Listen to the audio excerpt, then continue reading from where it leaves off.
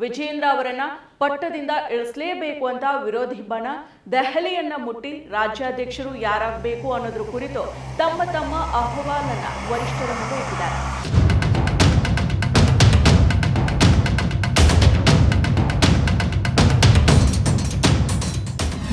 ನಮಸ್ಕಾರ, ನಾನು ಸಪ್ನ. ಕರ್ನಾಟಕದ ಬಿಜೆಪಿಯಲ್ಲಿ ರಾಜ್ಯಾಧ್ಯಕ್ಷ ವಿಚಾರವಾಗಿ ಬಣ ಬಡಿದಾಟ ನಡೀತಾ ಇದೆ. ಮಾಜಿ ಸಿಎಂ ಯಡಿಯೂರಪ್ಪ ಪುತ್ರ BY ವಿಜಯೇಂದ್ರ ರಾಜ್ಯಾಧ್ಯಕ್ಷ ಪಟ್ಟವನ್ನ ಏರಿದಾಗಿನಿಂದನೂ ಕೂಡ ವಿಜಯಪುರ ಶಾಸಕ ಬಸನಗೌಡ ಪಾಟೀಲ್ ಯತ್ನಾಳ್ ಬಹಿರಂಗವಾಗಿಯೇ ವಿರೋಧ ಮಾಡ್ತಾ ಬಂದಿದ್ದಾರೆ. ಅಪ್ಪ ಮಕ್ಕಳು ಸೇರಿ ದುಡ್ಡನ್ನ ಮಾಡ್ತಾ ಇದ್ದಾರೆ, ಬಿಜೆಪಿಯನ್ನ ಕುಟುಂಬ ರಾಜಕಾರಣವನ್ನಾಗಿ ಪರಿವರ್ತನೆ ಮಾಡ್ತಾ ಇದ್ದಾರೆ ಅಂತ ಎಲ್ಲ ಆರೋಪವನ್ನ ಮಾಡ್ತಾ ಇದ್ರು. ವಿಜಯೇಂದ್ರ ಅವರನ್ನ ಪಟ್ಟದಿಂದ ಇಳಿಸಲೇಬೇಕು ಅಂತ ವಿರೋಧಿ ಬಣ ದೆಹಲಿಯನ್ನ ಮುಟ್ಟಿ ರಾಜ್ಯಾಧ್ಯಕ್ಷರು ಯಾರಾಗಬೇಕು ಅನ್ನೋದ್ರ ಕುರಿತು ತಮ್ಮ ತಮ್ಮ ಅಹವಾಲನ್ನ ವರಿಷ್ಠರ ಮುಂದೆ ಇಟ್ಟಿದ್ದಾರೆ. ಒಂದು ಕಡೆ ವಿಜಯೇಂದ್ರ ರಾಜ್ಯಾಧ್ಯಕ್ಷ ಸ್ಥಾನವನ್ನ ಉಳಿಸ್ಕೊಳ್ಳೋದಕ್ಕೆ ಶತ ಪ್ರಯತ್ನವನ್ನ ನಡೆಸಿದ್ರೆ, ರಾಜ್ಯಾಧ್ಯಕ್ಷ ಸ್ಥಾನವನ್ನ ನಾವೇ ಅಲಂಕರಿಸಬೇಕು ಅನ್ನೋ ಧಾವಂತದಲ್ಲಿ ಹಲವರಿದ್ದಾರೆ. ಈ ರೇಸ್ನಲ್ಲಿ CT ರವಿ, ಅಶ್ವಥ್ ನಾರಾಯಣ್, R ಅಶೋಕ್, ಶೋಭಾ ಕರಂದ್ಲಾಜೆ, ಬಸವರಾಜ ಬೊಮ್ಮಾಯಿ, ಬಸನಗೌಡ ಪಾಟೀಲ್ ಯತ್ನಾಳ್, ಮಾಜಿ ಸಚಿವ ಕುಮಾರ್ ಬಂಗಾರಪ್ಪ ಸೇರಿದಂತೆ ಹಲವಾರು ಬಿಜೆಪಿ ನಾಯಕರ ಹೆಸರುಗಳು ಕೇಳಿ ಬರ್ತಾ ಇದ್ದಾವೆ. ಈ ನಡುವೆನೆ ಬಿಜೆಪಿಯ ಹಿರಿಯ ನಾಯಕ ಕೇಂದ್ರ ಸಚಿವ ವಿ ಸೋಮಣ್ಣ ರಾಜ್ಯಾಧ್ಯಕ್ಷ ಆಗ್ತಾರೆ ಅನ್ನೋ ಚರ್ಚೆಗಳು ನಡೀತಾ ಇದ್ದಾವೆ, ಊಹಾಪೋಹಗಳು ಹರಿದಾಡ್ತಾ ಇದ್ದಾವೆ. ಶಿಸ್ತಿನ ಪಕ್ಷ ಅಂತ ಹೇಳ್ಕೊಳ್ಳೋ ಬಿಜೆಪಿ ಪರಿಸ್ಥಿತಿ ಸದ್ಯ ಮನೆಯೊಂದು 3 ಬಾಗಿಲು ಅನ್ನುವಂತಾಗಿದೆ. ಯಡಿಯೂರಪ್ಪ ವಿಜಯೇಂದ್ರ ಒಂದೆಡೆ ಆದ್ರೆ ಪಕ್ಷದ ಹಿರಿಯ ನಾಯಕರು ಮತ್ತೊಂದೆಡೆ ಆಗಿದ್ದಾರೆ. ಮಗನ ಕುರ್ಚಿಯನ್ನ ಬಿಗಿಗೊಳಿಸೋದಕ್ಕೆ ಯಡಿಯೂರಪ್ಪ ಶತ ಪ್ರಯತ್ನವನ್ನ ಪಡುವಂತಾಗಿದೆ. ಕುರ್ಚಿ ಸಲುವಾಗಿನೇ ಬಿಜೆಪಿಯಲ್ಲಿ ಬಣ ರಾಜಕೀಯ ಶುರುವಾಗಿದೆ. ಸದ್ಯ ಬಿಜೆಪಿಯಲ್ಲಿ 2 ಬಣಗಳು ಮುನ್ನೆಲೆಯಲ್ಲಿ ಇದ್ದಾವೆ. ಒಂದು ರಮೇಶ್ ಜಾರಕಿಹೊಳಿ, ಮಾಜಿ ಸಚಿವ ಕುಮಾರ್ ಬಂಗಾರಪ್ಪ, ಮಾಜಿ ಸಚಿವ ಶ್ರೀಮಂತ್ ಪಾಟೀಲ್, ವಿಜಯಪುರ ಶಾಸಕ ಬಸನಗೌಡ ಪಾಟೀಲ್ ಯತ್ನಾಳ್ ನೇತೃತ್ವದ ಬಣ ಒಂದ್ ಕಡೆ ಆದ್ರೆ, ವಿಜಯೇಂದ್ರ ಪರವಾಗಿರೋ ಯಡಿಯೂರಪ್ಪ ಜೊತೆಗಿರೋರ್ದು ಮತ್ತೊಂದು ಬಣ ಆಗಿದೆ. ಬಿಜೆಪಿಯಲ್ಲಿ ಕುರ್ಚಿ ಕಿತ್ತಾಟ ಜೋರಾಗಿನೇ ನಡೀತಾ ಇದೆ. ವಿರೋಧ ಪಕ್ಷದ ಸ್ಥಾನದಲ್ಲಿರೋರು ಆಡಳಿತ ಪಕ್ಷದ ಕಾರ್ಯವೈಖರಿಯ ಬಗ್ಗೆ ಮಾತನಾಡಬೇಕಾದವರು ತಮ್ಮದೇ ಪಕ್ಷದ ನಾಯಕರ ವಿರುದ್ಧ ಸಾರ್ವಜನಿಕವಾಗಿ ಮಾತಾಡ್ತಾ ಇದ್ದಾರೆ. ನಿತ್ಯ ಪಕ್ಷದಲ್ಲಿ ಅಸಮಾಧಾನ, ಆರೋಪ ಪ್ರತ್ಯಾರೋಪಗಳು ನಡೀತಾ ಇದ್ದಾವೆ. ಮುಖ್ಯವಾಗಿ ಯತ್ನಾಳ್ ಬಣದ 3 ಬೇಡಿಕೆಗಳಿದಾವೆ.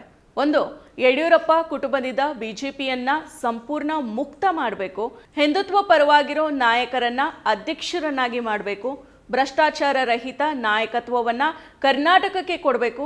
ಇವು ಯತ್ನಾಳ್ ಬಣದ ಒತ್ತಾಯಗಳಾಗಿದ್ದಾವೆ. ಈ ಬೇಡಿಕೆಗಳನ್ನ ಬಿಜೆಪಿಯ ವರಿಷ್ಠರ ಎದುರು ಇಟ್ಟಿದ್ದಾರೆ. ಅಲ್ಲದೆ ಯಡಿಯೂರಪ್ಪ ಅವರ ದೈತ್ಯ ನಾಯಕತ್ವವನ್ನ ಕೊನೆಗಾಣಿಸಿ ಆ ಜಾಗದಲ್ಲಿ ಯಾವುದೇ ಜಾತಿ ಪ್ರಾಬಲ್ಯ ಇಲ್ಲದ ಸಂಪೂರ್ಣ ಸಂಘದ ಹಿಡಿತದಲ್ಲಿರೋ ಹೊಸ ನಾಯಕತ್ವವನ್ನ ಸ್ಥಾಪಿಸಬೇಕು ಅನ್ನೋ ಗುರಿಯನ್ನ ಹೊಂದಿರೋ ಹಾಗೂ ಮೊದಲಿನಿಂದಾನು BS ಯಡಿಯೂರಪ್ಪ ಅವರ ಮೇಲೆ ಅಸಮಾಧಾನವನ್ನ ಹೊಂದಿರೋ 2021ರಲ್ಲಿ ಯಡಿಯೂರಪ್ಪ ಅವರನ್ನ ಮುಖ್ಯಮಂತ್ರಿ ಹುದ್ದೆಯಿಂದ ಕೆಳಗಿಳಿಸುವಲ್ಲಿ ನಿರ್ಣಾಯಕ ಪಾತ್ರವನ್ನ ವಹಿಸಿದ ರಾಷ್ಟ್ರೀಯ ಸಂಘಟನಾ ಪ್ರಧಾನ ಕಾರ್ಯದರ್ಶಿ BL ಸಂತೋಷ್ ಅವರನ್ನ ಯತ್ನಾಳ್ ಟೀಮ್ ಭೇಟಿ ಮಾಡಿದೆ. ಇದು ಕೂಡ ಹಲವು ಅನುಮಾನಗಳಿಗೆ ಕಾರಣ ಆಗಿದೆ. ಈ ನಡುವೆ ಸಂಸದ ಡಾಕ್ಟರ್ ಕೆ ಸುಧಾಕರ್ ಅವರು ರಾಷ್ಟ್ರೀಯ ಅಧ್ಯಕ್ಷ JP ನಡ್ಡಾ ಅವರನ್ನ ಭೇಟಿ ಮಾಡಿ ವಿಜಯೇಂದ್ರ ಅವರ ವಿರುದ್ಧ ದೂರು ನೀಡಿದ್ದಾರೆ. ಒಟ್ನಲ್ಲಿ ರಾಜ್ಯಾಧ್ಯಕ್ಷ ಸ್ಥಾನಕ್ಕೆ ಮರು ಆಯ್ಕೆ ಮಾಡಲೇಬೇಕು ಅನ್ನೋ ಕೂಗು ಪಕ್ಷದ ನಾಯಕರಿಂದ ಕೇಳಿಬರ್ತಾ ಇದೆ. ಇದೆಲ್ಲದರ ನಡುವೆನೆ ಬಿಜೆಪಿಯ ಹಿರಿಯ ನಾಯಕ ಕೇಂದ್ರ ಸಚಿವ ವಿ ಸೋಮಣ್ಣ ರಾಜ್ಯಾಧ್ಯಕ್ಷ ಆಗ್ತಾರೆ ಅನ್ನೋ ವದಂತಿಗಳು ಹರಿದಾಡ್ತಾ ಇದ್ದಾವೆ. ಯಡಿಯೂರಪ್ಪ ಕುಟುಂಬವನ್ನ ಹಿಂದೆ ಸರಿಸೋದಕ್ಕೆ, ಲಿಂಗಾಯತ ಸಮುದಾಯವನ್ನ ಸಮಾಧಾನ ಪಡಿಸೋದಕ್ಕೆ ಲಿಂಗಾಯತ ಸಮುದಾಯದವರೇ ಆದ ಸೋಮಣ್ಣ ಅವರನ್ನ ಮುಂದೆ ತರಬೇಕು ಅನ್ನೋದು ಇದರ ಹಿಂದಿನ ಉದ್ದೇಶ ಅಂತ ಹೇಳಲಾಗ್ತಾ ಇದೆ. ಇನ್ನೊಂದು ವಿಚಾರ, ಯಡಿಯೂರಪ್ಪ ಮತ್ತು ಸೋಮಣ್ಣ ಮಧ್ಯೆ ಮೊದಲಿನಿಂದಾನೂ ಶೀತಲ ಸಮರ ನಡೀತಾ ಇದೆ.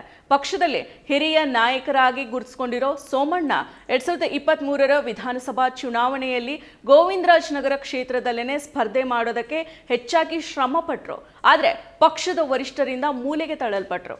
ಅವರನ್ನ ಮುಖ್ಯಮಂತ್ರಿ ಸಿದ್ದರಾಮಯ್ಯ ವಿರುದ್ಧ ವರುಣಾ ಕ್ಷೇತ್ರದಲ್ಲಿಯೂ ಚಾಮರಾಜನಗರ ಕ್ಷೇತ್ರದಲ್ಲಿಯೂ ಕಣಕ್ಕಿಳಿಸಿ 2 ದೋಣಿಗಳ ಮೇಲೆ ಕಾಲಿಡುವಂತೆ ಮಾಡಲಾಯಿತು. ಸಿದ್ದರಾಮಯ್ಯ ವಿರುದ್ಧ ಸ್ಪರ್ಧೆಗೆ ಹಿಂದೇಟು ಹಾಕಿದ್ದ ಸೋಮಣ್ಣ ಅಮಿತ್ ಶಾರನ್ನ ಭೇಟಿ ಮಾಡಿದ್ರು. ಆದ್ರೆ ಅಮಿತ್ ಶಾ ಸೋಮಣ್ಣರನ್ನೇ ಸಮಾಧಾನಿಸಿ ಕಳಿಸಿದ್ರು. ವರುಣಾದಲ್ಲಿ ಗಣನೀಯವಾಗಿದ್ದ ಲಿಂಗಾಯತ ಮತಗಳನ್ನು ಸೆಳೆಯುವಲ್ಲಿ ಬಿಜೆಪಿ ವಿಫಲ ಆಯಿತು. ಸೋಮಣ್ಣ ಅವರನ್ನ ಬೆಂಬಲಿಸಿ ಮಾಜಿ ಸಿಎಂ BS ಯಡಿಯೂರಪ್ಪ ಅವರು ಚುನಾವಣಾ ಪ್ರಚಾರದಲ್ಲಿ ಸಕ್ರಿಯವಾಗಿ ತೊಡಗಿಸಿಕೊಂಡಿರಲಿಲ್ಲ. ಇದರ ಪರಿಣಾಮವಾಗಿ ಲಿಂಗಾಯತ ಮತಗಳು ವಿಭಜನೆಯಾಗಿ ವರುಣಾ ಮತ್ತು ಚಾಮರಾಜನಗರದಲ್ಲಿ ಸೋಮಣ್ಣ ಸೋಲುಂಡ್ರು. ಅಗತ್ಯ ಮೂಲ ಸೌಕರ್ಯ ಕಲ್ಪಿಸುವ ಮೂಲಕ ಗೋವಿಂದರಾಜನಗರ ಕ್ಷೇತ್ರವನ್ನ ರಾಜ್ಯದ ಮಾದರಿ ವಿಧಾನಸಭಾ ಕ್ಷೇತ್ರವನ್ನಾಗಿ ಮಾಡಿದೆ. ಬಿಜೆಪಿ ಹೈಕಮಾಂಡ್ ಮಾತಿಗೆ ಗೌರವವನ್ನ ನೀಡಿ ಬೇರೆ ಕ್ಷೇತ್ರದಲ್ಲಿ ಸ್ಪರ್ಧೆ ಮಾಡಿದೆ. ಗೋವಿಂದರಾಜನಗರ ಕ್ಷೇತ್ರದಲ್ಲಿ ಬಿಜೆಪಿ ಗೆಲುವು ಸುಲಭ ಆಗಿತ್ತು. ಚುನಾವಣೆಯಲ್ಲಿ ಸೋಲಿಗೆ ಪಕ್ಷದಲ್ಲಿರೋ ಅಸಮಾಧಾನನೇ ಕಾರಣ ಆಯಿತು. ಹಿರಿಯ ಮುಖಂಡರುಗಳ ಪಕ್ಷ ವಿರೋಧಿ ಕೆಲಸದಿಂದ ನನಗೆ ಸೋಲುಂಟಾಯಿತು. ಬಿಜೆಪಿ ರಾಜ್ಯಾಧ್ಯಕ್ಷ ಸ್ಥಾನ ನೀಡದೆ ಹೋದ್ರೆ ಕಾರ್ಯಕರ್ತರ ಅಭಿಪ್ರಾಯದ ಮೇರೆಗೆ ಮುಂದಿನ ತೀರ್ಮಾನ ಕೈಗೊಳ್ತೇನೆ ಅಂತ ಬಿಜೆಪಿ ಹಿರಿಯರ ನಾಯಕರ ವಿರುದ್ಧ ಗುಡುಗಿದ್ರು. ಬಿಜೆಪಿ ರಾಜ್ಯಾಧ್ಯಕ್ಷನಾಗೋ ಇಂಗಿತವನ್ನ ವ್ಯಕ್ತಪಡಿಸಿದ್ರು. ಯಡಿಯೂರಪ್ಪ ಅವರ ಜೊತೆಗೆ ವೈಮನಸ್ಸು ಹೊಂದಿರೋ ಸೋಮಣ್ಣ ಇದನ್ನೇ ಬಳಸಿಕೊಂಡು ಬಂಡಾಯ ನಾಯಕರನ್ನ ತಮ್ಮ ಪರವಾಗಿಸಿಕೊಳ್ಳೋ ಪ್ರಯತ್ನದಲ್ಲಿದ್ದಾರೆ. ಧಾರ್ಮಿಕ ಮಠಗಳು ಮತ್ತು ಬಿಜೆಪಿ ಬಂಡಾಯ ಬಣದಲ್ಲಿರೋ ಸೋಮಣ್ಣರನ್ನ ರಾಜ್ಯಾಧ್ಯಕ್ಷ ಹುದ್ದೆಗೇರಿಸೋದಕ್ಕೆ ಕಸರತ್ತು ನಡೆಸ್ತಾ ಇದ್ದಾರೆ ಅಂತ ಹೇಳಲಾಗ್ತಾ ಇದೆ. ರಾಜ್ಯಾಧ್ಯಕ್ಷ ರೇಸ್ನಲ್ಲಿ ಬಿಜೆಪಿ ಪ್ರಮುಖ ನಾಯಕರಾದ ಬಸವರಾಜ ಬೊಮ್ಮಾಯಿ ಮತ್ತು ಸೋಮಣ್ಣ ಇದ್ದಾರೆ. ಇನ್ನು ಮಹಿಳಾ ಕೋಟದಲ್ಲಿ ಶೋಭಾ ಕರಂದ್ಲಾಜೆ ಅವರು ಇದ್ದಾರೆ. ಒಂದ್ ವೇಳೆ ಸೋಮಣ್ಣ ರಾಜ್ಯಾಧ್ಯಕ್ಷ ಸ್ಥಾನಕ್ಕೆ ಆಯ್ಕೆ ಆದ್ರೆ ಬಸವರಾಜ ಬೊಮ್ಮಾಯಿಗೆ ಮೋದಿ ಸಂಪುಟದಲ್ಲಿ ಕೇಂದ್ರ ಸಚಿವ ಸ್ಥಾನ ಸಿಗಬಹುದು ಅಂತ ಹೇಳಲಾಗ್ತಾ ಇದೆ. ಆದ್ರೆ ಕೇಂದ್ರ ಸಚಿವ ಸ್ಥಾನದಲ್ಲಿ ಸಂತೋಷದಲ್ಲಿರೋ ಸೋಮಣ್ಣ ಅವರು ಈ ಯೋಜನೆಯನ್ನ ಒಪ್ಪಿಗೆ ನೀಡೋ ಸಾಧ್ಯತೆ ಇಲ್ಲ ಅಂತ ಮೂಲಗಳು ತಿಳಿಸಿದಾವೆ. ರಾಜ್ಯಾಧ್ಯಕ್ಷ ಸ್ಥಾನದಿಂದ BY ವಿಜಯೇಂದ್ರ ಅವರನ್ನ ಪದಚ್ಯುತಿಗೊಳಿಸಲು ಶತಾಯಗತಾಯ ಕಸರತ್ತನ್ನ ನಡೆಸ್ತಾ ಇರೋ ಬಂಡಾಯ ನಾಯಕರು ಮಾಜಿ ಸಿಎಂ BS ಯಡಿಯೂರಪ್ಪ ವಿಜಯೇಂದ್ರ ಅವರನ್ನ ಹೊರಗಿಟ್ಟು ನವದೆಹಲಿಯಲ್ಲಿ ಫೆಬ್ರವರಿ 10ರಂದು ಲಿಂಗಾಯತ ಪ್ರಮುಖರ ಸಭೆಯನ್ನ ನಡೆಸೋದಕ್ಕೆ ಸಿದ್ಧತೆಯನ್ನ ನಡೆಸಿದ್ದಾರೆ ಅಂತ ತಿಳಿದು ಬಂದಿದೆ. ಕೇಂದ್ರ ಸಹಾಯಕ ಸಚಿವ ವಿ ಸೋಮಣ್ಣ ಅವರ ಸರ್ಕಾರಿ ಕಚೇರಿಯ ಉದ್ಘಾಟನೆ ಕಾರ್ಯಕ್ರಮ ಫೆಬ್ರವರಿ 10ರಂದು ನಿಗದಿಯಾಗಿದೆ. ಈ ಕಾರ್ಯಕ್ರಮದಲ್ಲಿ ಪಾಲ್ಗೊಳ್ಳುವ ನೆಪದಲ್ಲಿ ಲಿಂಗಾಯತ ಪ್ರಮುಖ ನಾಯಕರೆಲ್ಲರೂ ಪಾಲ್ಗೊಂಡು ಸಭೆ ನಡೆಸೋ ಸಾಧ್ಯತೆಗಳಿದಾವೆ ಅಂತ ತಿಳಿದು ಬಂದಿದೆ. ಮಾಜಿ ಸಂಸದ GM ಸಿದ್ದೇಶ್ವರ್ ಅವರು ರಾಜ್ಯಾಧ್ಯಕ್ಷರ ಆಯ್ಕೆಯಲ್ಲಿ ವರಿಷ್ಠರ ನಿರ್ಧಾರನೇ ಅಂತಿಮ ಅಂತ ಹೇಳಿದ್ದಾರೆ. ಒಟ್ನಲ್ಲಿ ವಿರೋಧ ಪಕ್ಷದ ಸ್ಥಾನದಲ್ಲಿರೋ ಬಿಜೆಪಿ ನಾಯಕರು ಸಮಾಜದ ವ್ಯವಸ್ಥೆ ಬಗ್ಗೆ, ಆಡಳಿತ ಪಕ್ಷದ ಬಗ್ಗೆ ಮಾತನಾಡಬೇಕಾದವರು ತಮ್ಮಲ್ಲೇ ಹೊಡೆದಾಡ್ಕೊಳ್ತಾ ಇದ್ದಾರೆ. ಇನ್ನು ವಿಜಯೇಂದ್ರ ತಮ್ಮ ಸ್ಥಾನದಲ್ಲಿ ಗಟ್ಟಿಯಾಗಿ ನೆಲೆಯೂರ್ತಾರ ಅಥವಾ ಸೋಮಣ್ಣ ಮರಳಿ ಕೇಂದ್ರ ಬಿಟ್ಟು ರಾಜ್ಯಕ್ಕೆ ಬರ್ತಾರ ಕಾದ್ ನೋಡ್ಬೇಕಿದೆ.